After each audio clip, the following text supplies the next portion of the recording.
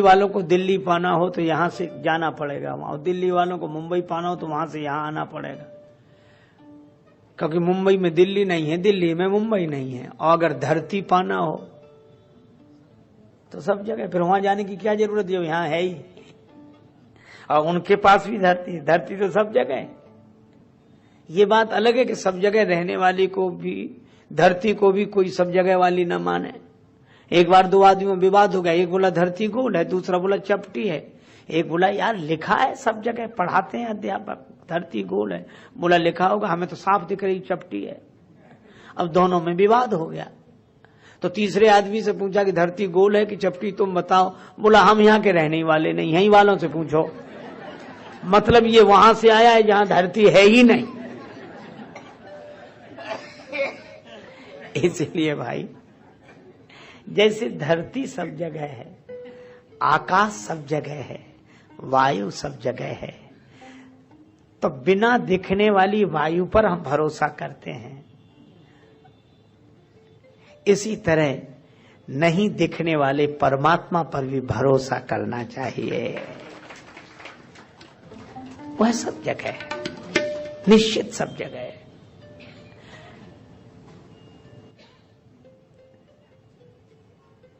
अच्छा, हवा सब जगह है, इसका पता कैसे लगेगा?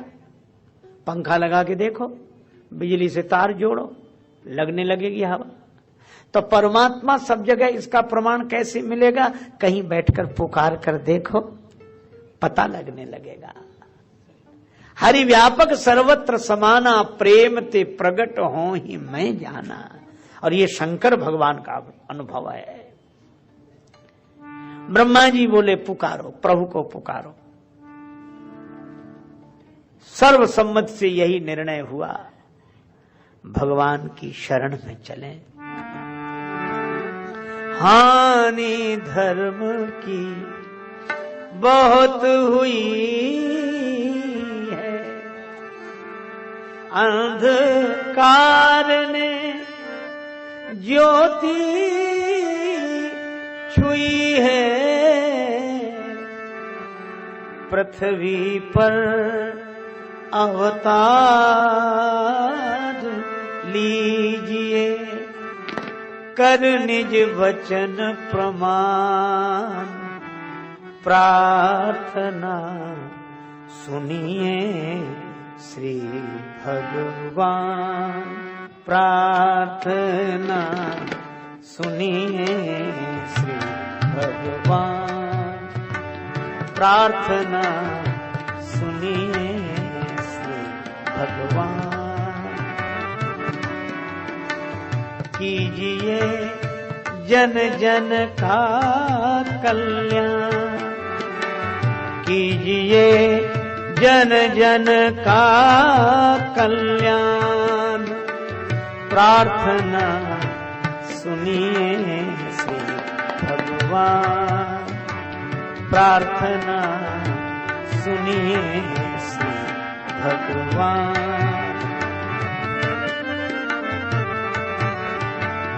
आज भूमि जन भूमि दुखारी, आज भूमि जन भूमि दुखारी।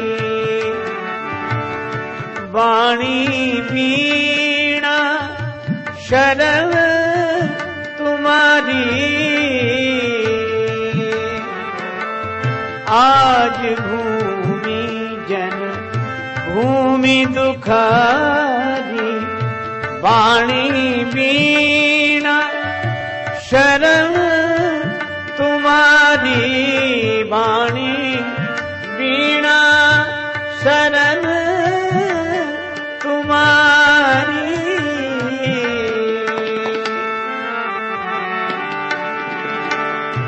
वीणा को झंकार दीजिए, वीणा को झंकार दीजिए। वाणी को वरदान, प्रार्थना सुनिए श्री भगवान। कीजिए जन जन का कल्याण प्रार्थना सुनिए श्री भगवान, प्रार्थना सुनिए श्री भगवान, श्री भगवान।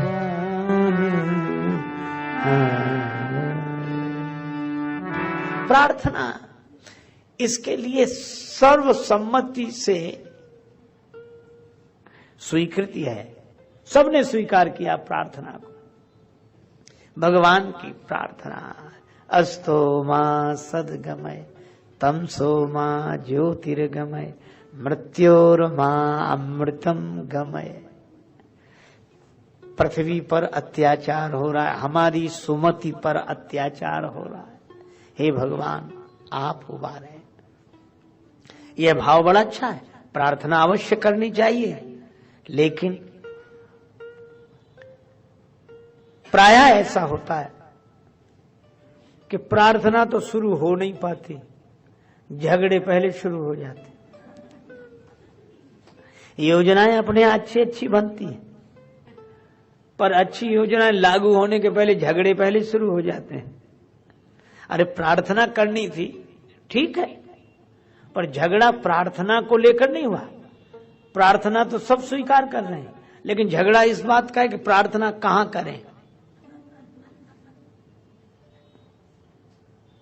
एक गांव में दो दल केवल इसलिए बन गए कि रामलीला कहां हो।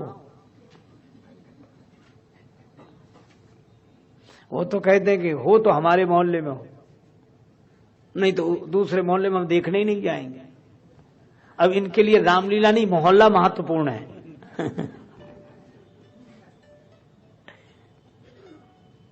अच्छा, अब आजकल तो लोग रावण तक का प्रचार करते हैं।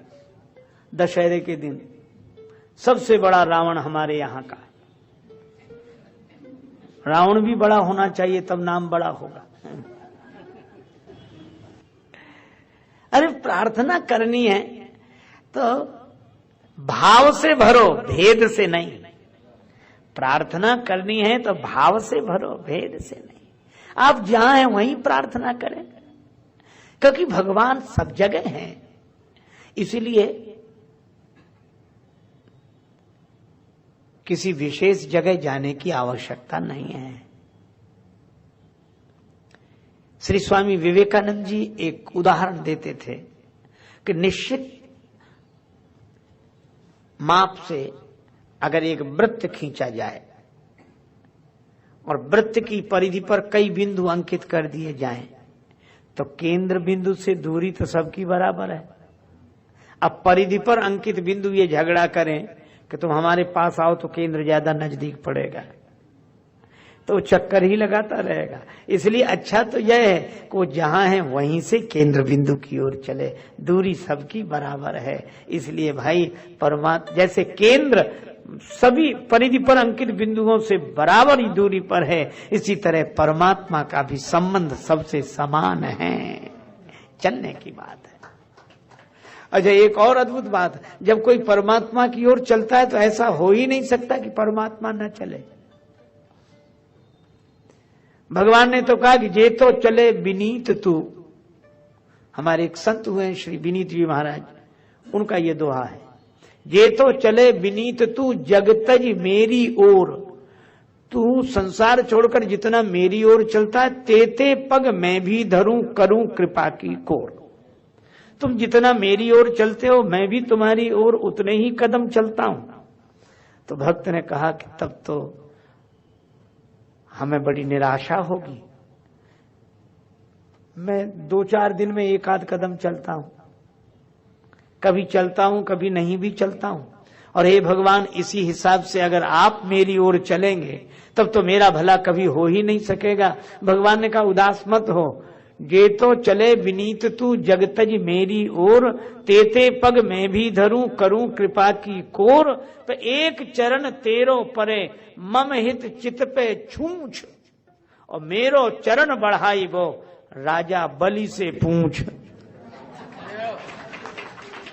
कदम तो उतने ही चलूंगा।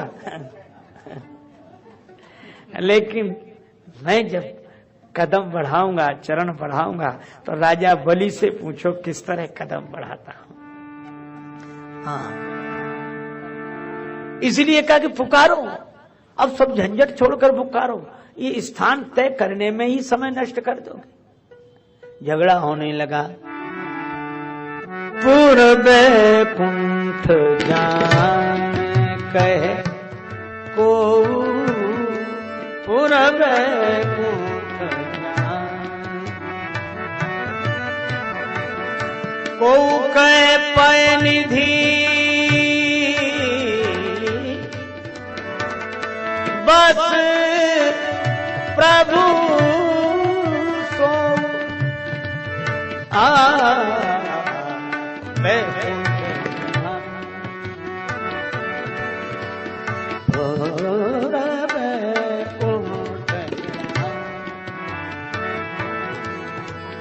को कहे पयन बस प्रभु सो, पूर्व कुंठ जान बैकुंठ जान, बैकुंठ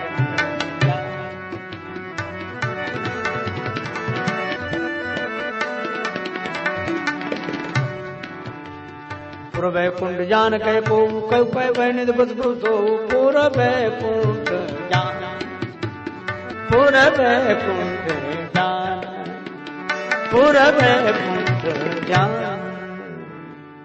कोई कहता भगवान को पुकारना है तो बैकुंठ चलो। कुछ लोग बोले नहीं, आजकल वो क्षीर सागर में रहते हैं। अब किसी ने पूछा कि इनमें गलत कौन बोल रहा है, सही कौन बोल रहा है। मुझे तो लगता है कि इनको गलत सही के ढंग से सोचना ही नहीं चाहिए। दोनों सही बोल रहे हैं और दोनों सही नहीं लग रहे हैं। अच्छा, जो कह रहा है कि बैकुंठ में है भगवान, वो ठीक कह रहा है। उसको और जगह मिले नहीं, उसे बैकुंठ में मिले तो कहेगा वहीं मिलेंगे। और जिसको क्षीर सागर में मिले उसे बैकुंठ में क्यों मिलेंगे, लगेंगे क्यों। तो सही तो बोल रहे हैं, पर अपने ससीम सत्य को बोल रहे हैं। इनका सत्य जहां इन्हें अनुभव वहां तक ठीक है, ठीक भी बोल रहे हैं, लेकिन ठीक नहीं बोल रहे हैं। हाँ। तो सार्वभौम सत्य क्या है? परमात्मा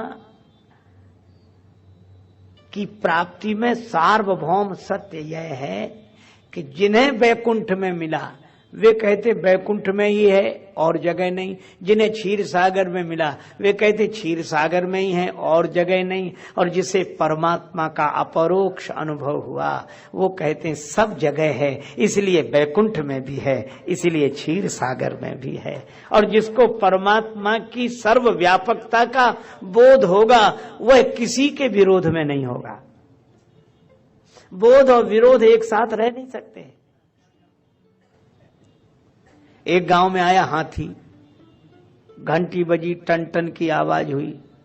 संयोग की बात कि उस गांव में सभी अंधे रहते थे, अंधों का नगर था, पर अंधे देख नहीं सकते थे, सुन तो सकते थे। घंटियों की आवाज सुनी, दौड़े दौड़े आए, चिल्ला कर कहा क्या है क्या है। महावत बोला हाथी है। अंधे बोले हम देखना चाहते हैं। महावत ने कहा तुम्हारी आंख नहीं, देखोगे कैसे? कहा हाथ तो हैं, हाथों से देखेंगे। ठीक है, महावत ने हाथी बिठा दिया। अंधे टूट पड़े। किसी ने पांव पकड़ा, कुछ अंधों ने, कुछ ने पूंछ, कुछ ने कान, कुछ ने पीठ, किसी ने सूंड। देख लिया? हाँ देख लिया। हाथी लेकर महावत चला गया। अंधों में झगड़ा शुरू हो गया।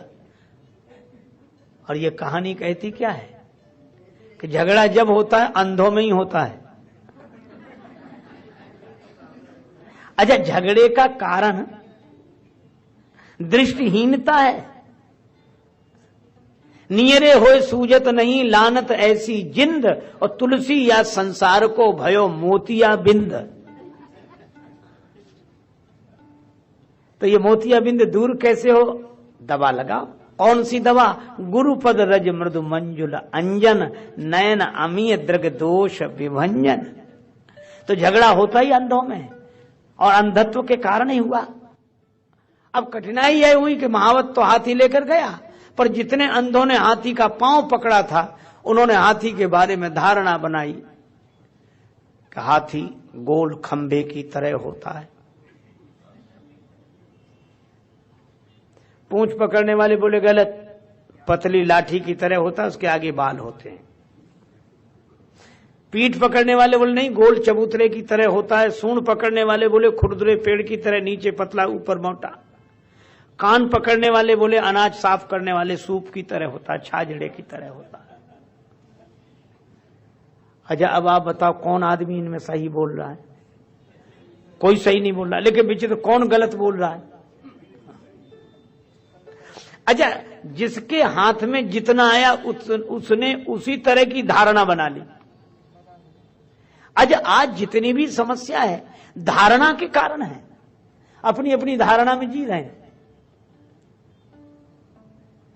और इसीलिए एक समस्या हो गई।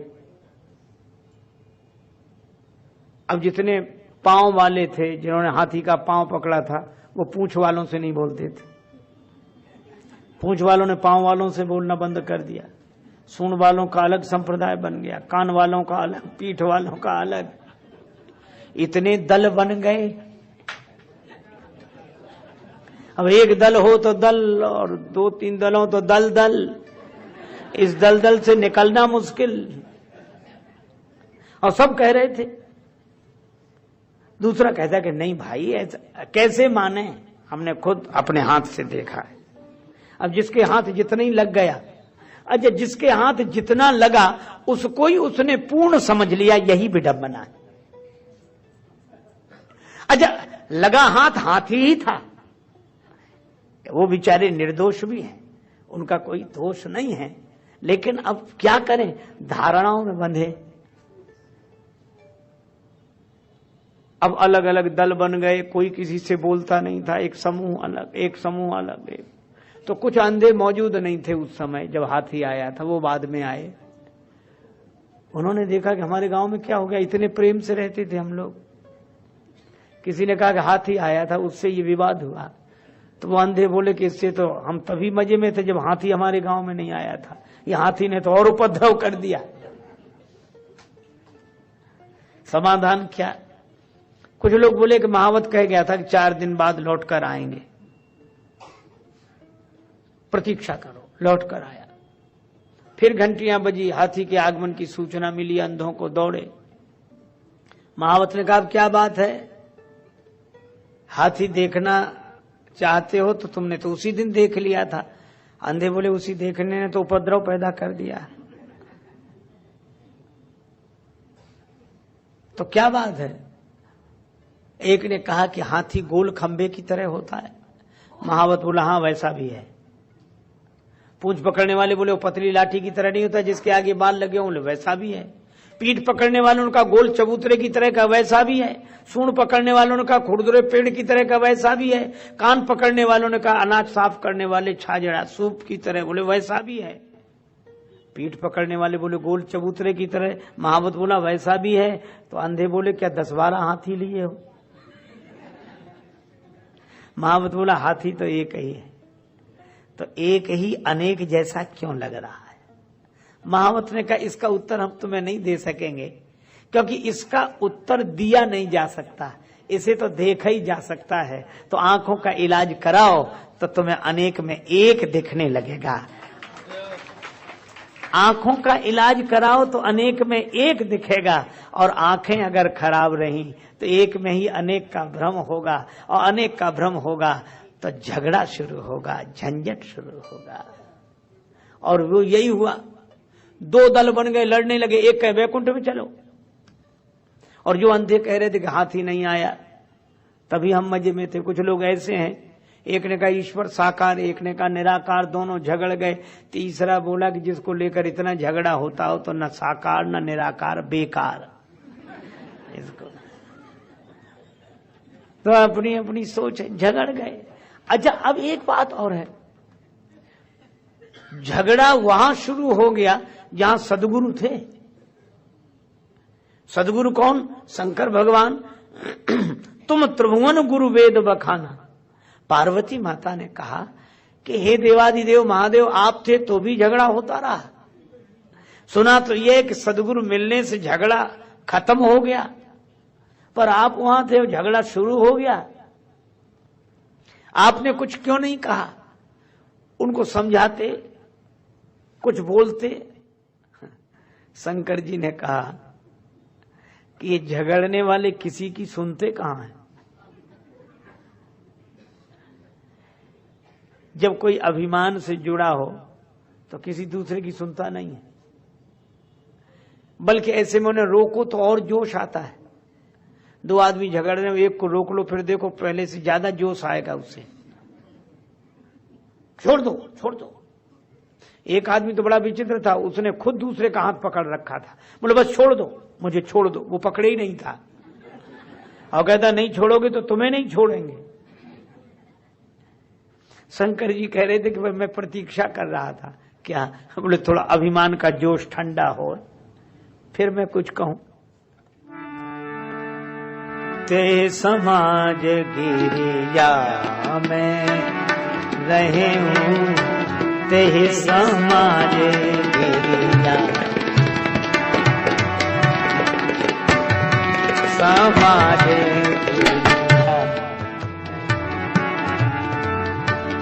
गिरिया में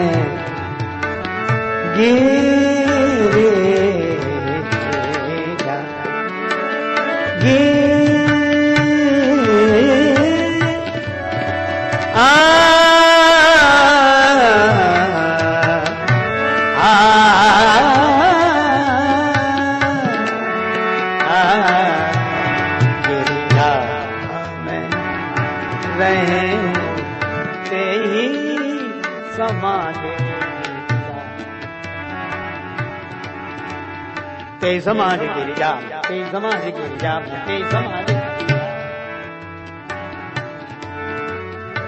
अवसर पाई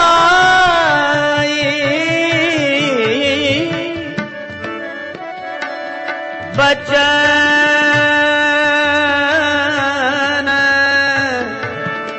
बचन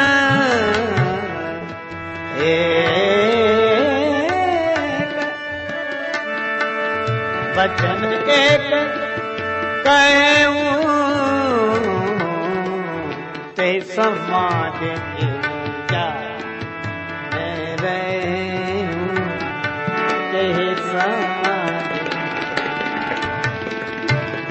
रहूं, ते समाज गिरिजा में।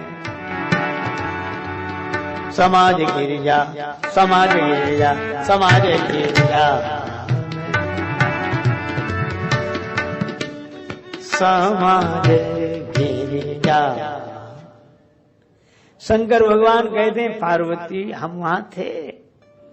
पार्वती जी बोली तो फिर आपने क्यों नहीं कहा? शंकर जी बोले तुम यहां थे, आप तो यहां थे, तो हम वहां बोलते कैसे? वहां क्यों नहीं बोले?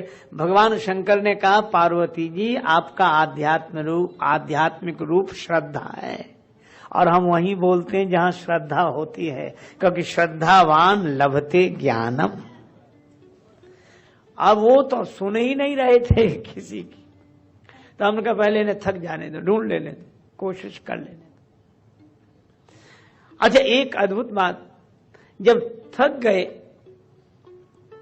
तब शंकर जी से पूछा आप बताओ। शंकर जी बोले तो सुनो, अगर हमसे पूछते हो तो हरि व्यापक, हरि व्यापक परमात्मा व्याप्त है।